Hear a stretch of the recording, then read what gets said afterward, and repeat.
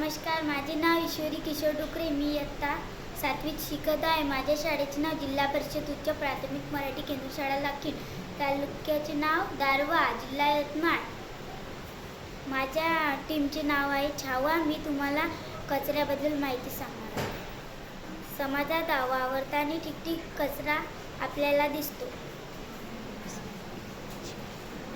कचरा हा वेगवेगळ्या प्रकारचा असतो. आणि कागद,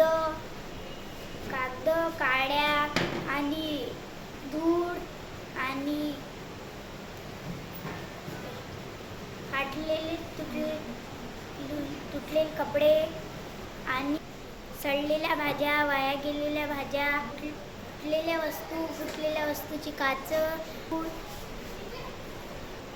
असा विविध प्रकारचा कचरा असतो. या कचऱ्याची विल्हेवाट आपल्याला लावावा लागतो, नाहीतर त्याच्या घाणपासून आपण आजारी पडू. ओला कचरा आणि सुका कचरा हा वेगवेगळ्या प्रकारे टाकायचा